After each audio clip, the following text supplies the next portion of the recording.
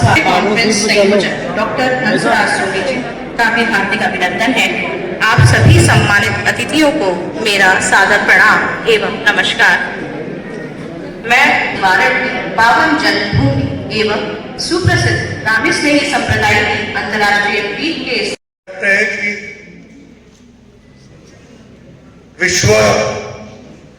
विश्व में के संदर्भ में भारतीय परंपरा कैसी थी, भारतीय ज्ञान कैसा था, और इसके बारे में भी बहुत लोग जानना चाहते।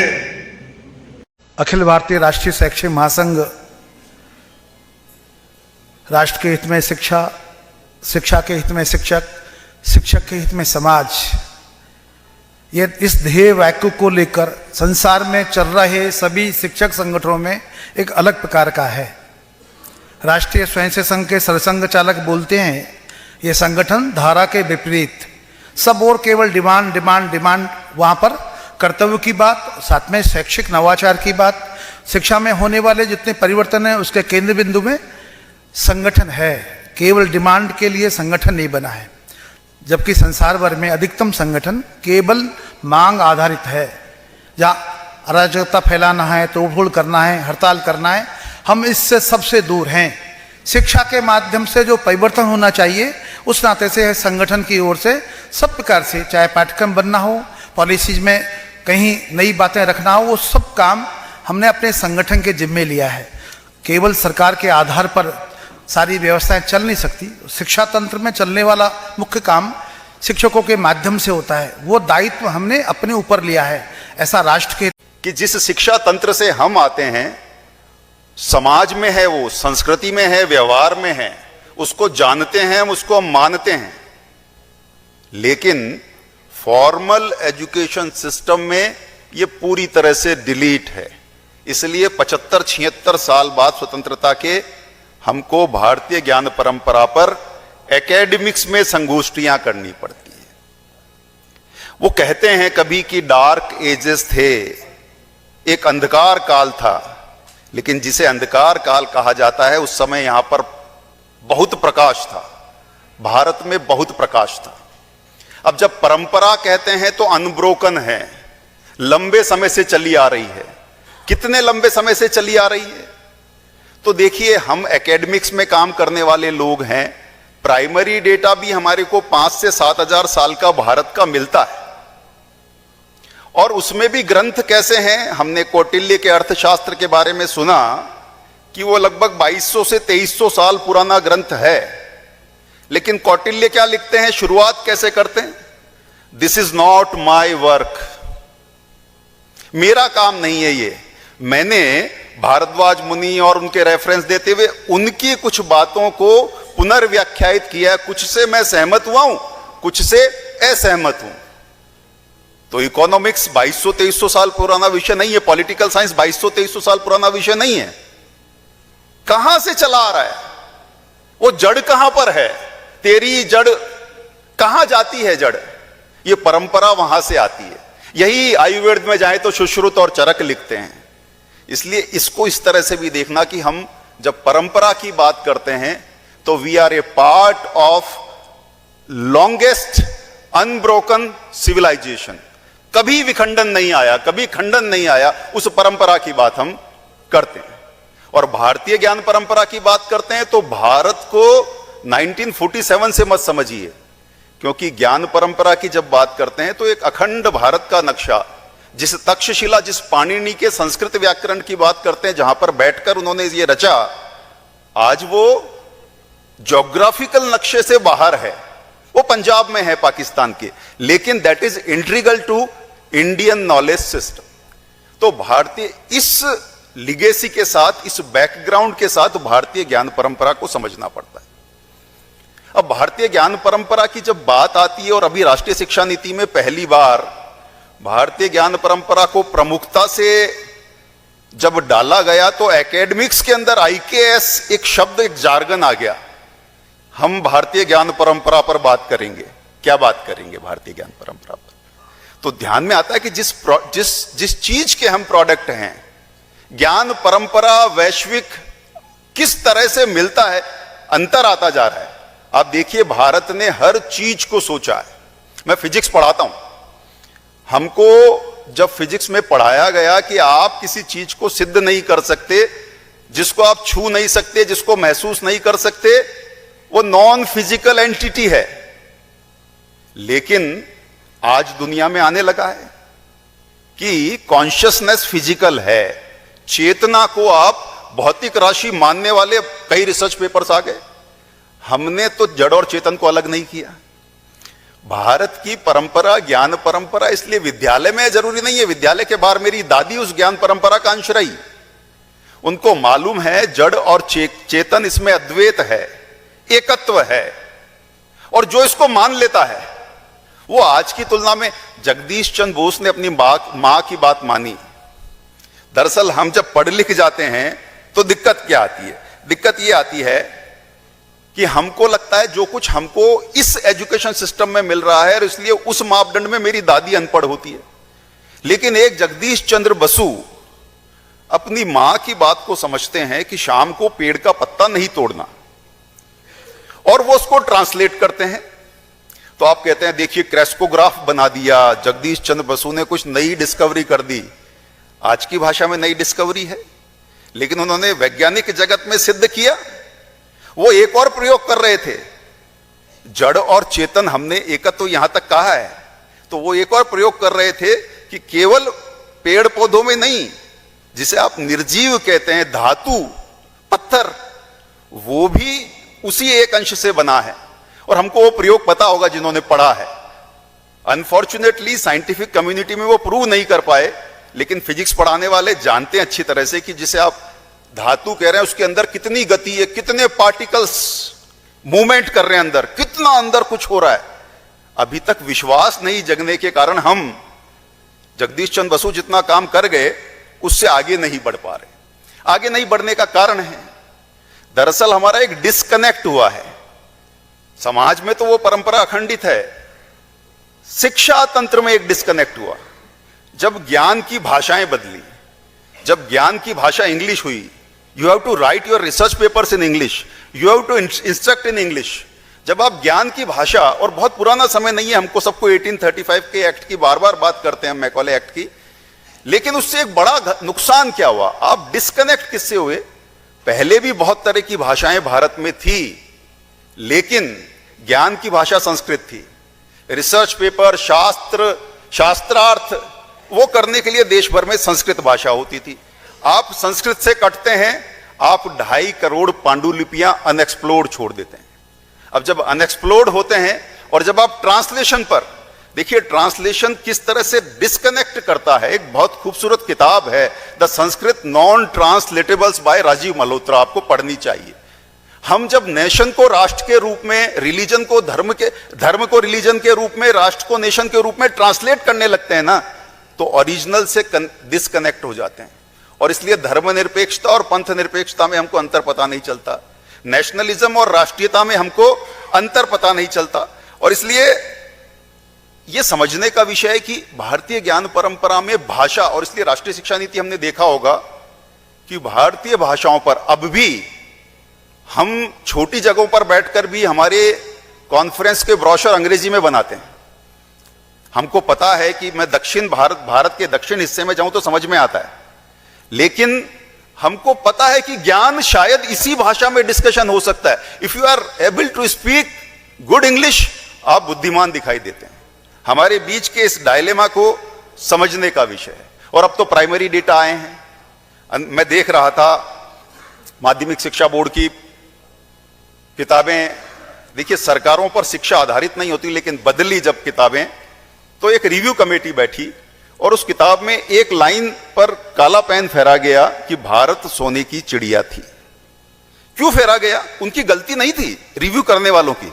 उनको लगा ये बहुत इमोशनल स्टेटमेंट है, मतलब भारत सोने की चिड़िया थी। भारत तो हमको पढ़ाया गया सदैव ही गरीब रहा, अशिक्षित रहा, असभ्य रहा, बर्बर रहा, तो उसमें सोने की चिड़िया ये किसी पर्टिकुलर विचार वाले ने डाल दिया है। लेकिन अब देखिए हमारी अविश्वास कैसे होता है। वैश्विक संदर्भों की बात कर रहे हैं, वैश्विक संदर्भों की बात दोनों में करिए, विद्या में भी और अविद्या में भी। हमने किस तरह से समुत्कर्ष तक भी पहुंचे और निश्रेयस तक पहुंचे, विश्वगुरु भी रहे और क्रमांक 1 पर सोने की चिड़िया भी रहे। तो जो एंगस मैडिसन को जानते हैं, जिन्होंने सुना है, नहीं सुना है तो आप साथ साथ बैठे गूगल करिए, ANGUS MADDISON, कैम्ब्रिज के इकोनॉमिस्ट हैं। दुनिया में उनको एक महत्वपूर्ण प्रोजेक्ट सौंपा गया कि 2000 साल में दुनिया की जीडीपीज में भारत का अलग अलग देशों का कंट्रीब्यूशन कैसे रहा, कैसे बदला है ओवर द टाइम, इसको लिखिए। और इसलिए उन्होंने एक किताब लिखी, the contours of world economy, PDF format में उपलब्ध है। कैम्ब्रिज के इकोनॉमिस्ट हैं और वो लिखते हैं कि 17वीं शताब्दी तक भारत का दुनिया की जीडीपी में कंट्रीब्यूशन 31% तक था। अब 31% तक आपको लगता है, लेकिन जो किताब पे लाइन फेरते हैं, भारत सोने की चिड़िया थी। दैट मीन्स हमारे यहां पर हम कृषि प्रधान देश नहीं थे, हम उद्योग प्रधान देश थे, हम एक्सपोर्ट करते थे। ये मानने में आती नहीं आती, अविश्वास, आत्मविस्मृति। और इसलिए वो किताब में कई बार इसको पॉलिटिकल लड़ाई के रूप में देख देते हैं, लेकिन उसको छोड़िए। ज्ञान हम सबकी साझी विरासत है। विश्व गुरु रहे धर्मपाल जी जब गांधी जी गोलमेज सम्मेलन में, विरासत है। ये परंपरा हजारों सालों से चली आ रही है और इसमें ज्ञान, विज्ञान, धर्म और कर्म का समन्वय है। भारतीय ज्ञान परंपरा में वेद, उपनिषद, आयुर्वेद, दर्शन, गणित, खगोल और चिकित्सा जैसे क्षेत्र शामिल है। इस विषय में आपको अत्यधिक ज्ञानवर्धन पेपर और वार्ताएं सुनने को मिलेगी। आप सभी का पुनः हार्दिक स्वागत, अभिनंदन। जय हिंद। बहुत बहुत धन्यवाद सर। हमारे बीच हैं आदरणीय श्रीमान महेंद्र कपूर जी, संघ के वरिष्ठ प्रचारक। आपने कॉलेज शिक्षा पूर्ण के बाद पूरा जीवन संघ कार्य को देना तय किया एवं विभिन्न रूपों में जिला, विभाग, प्रांत के विभिन्न दायित्वों का निर्वहन किया। जब लोग आने लगे और यहाँ लूटपाट करने लगे, वहाँ से अपने को ध्यान में आता है कि भारत का जो अपने संस्कृति का, अपने शिक्षा पद्धति का, अपने परंपराओं का, अपने देव धर्म का जो रास हो रहा था, वो राज शुरू किया था, वो कहाँ तक चला? तो मेरे ख्याल से अभी तक चला, शिक्षा में भी तो। और इसीलिए मैं ये मानता हूं कि ईस्वीसन पूर्व 500-600 साल पहले अपने यहाँ गौतम बुद्ध हुए,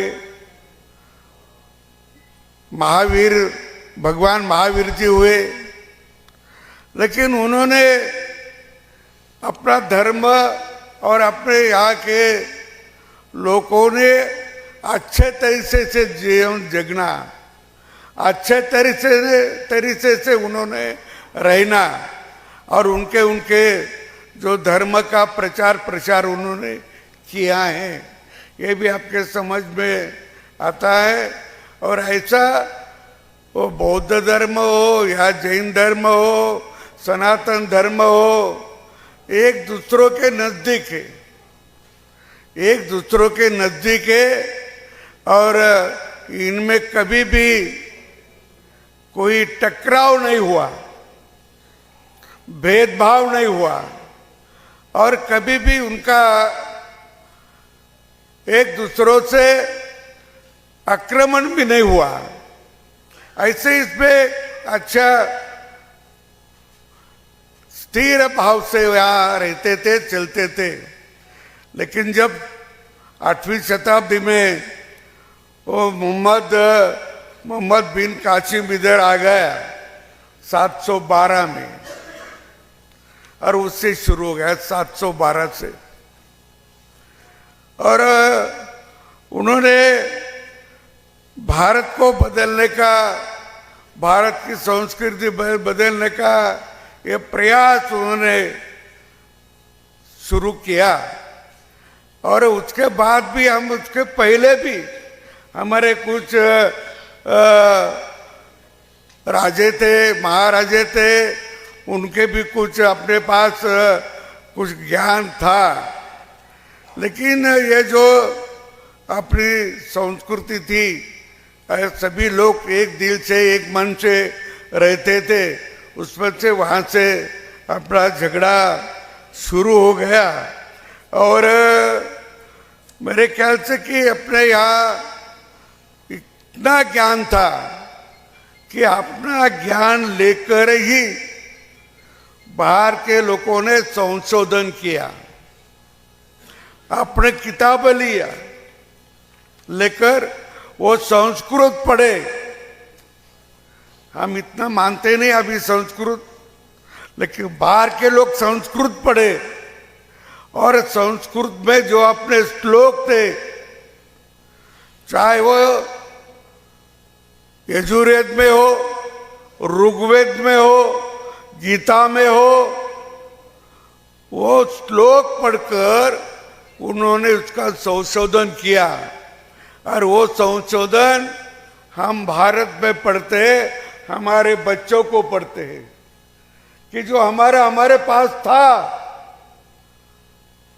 वो हमारा था, हमारे पास था, लेकिन उसका विस्तार हम नहीं कर पाए थे, क्योंकि ये बाहर के लोग जब आए, अरे जिन्होंने जिस समय संशोधन किया, अतः ऋग्वेद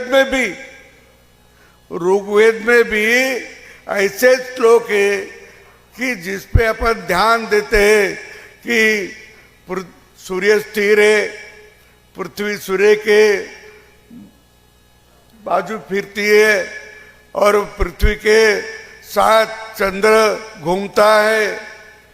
ये तो ऋग्वेद में भी है। और उसके बाद भी जब आप देखेंगे कि भास्कराचार्य दो, पहले भास्कराचार्य एक थे, वो आर्यभट्ट के समय उनका आर्यभट्ट के साथ वो रहते थे, नहीं उसके बाद, लेकिन आर्यभट्ट को उन्होंने गुरु माना था।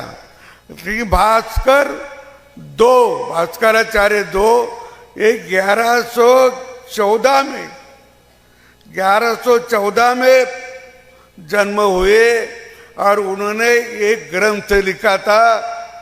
वो ग्रंथ जो उन्होंने लिखा, उससे तो बहुत सारे ग्रंथ भी बाद में लिखे, लेकिन वो ग्रंथ भी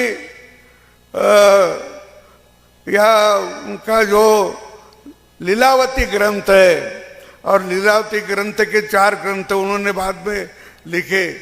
उन्होंने भी कहा है, वो लीलावती उनकी बेटी थी, और वो बेटी थी तो बेटी ने पूछा था भास्कराचार्य को, क्या बोलते सूर्य स्थिर, पृथ्वी घूमती, चंद्र घूमता, तो गिरते क्यों नहीं, वो गिरते क्यों नहीं? तो भास्कराचार्य ने उसी समय कहा था, वो एक दूसरों को आकर्षित करते, एक दूसरों को वो आकर्षित करते, और आकर्षित करने के बाद वो गिरते नहीं। और पृथ्वी का इतना गुरुत्वाकर्षण है कि वो ऊपर से कोई भी गिरा तो नीचे गिर सकता, पृथ्वी आ सकता।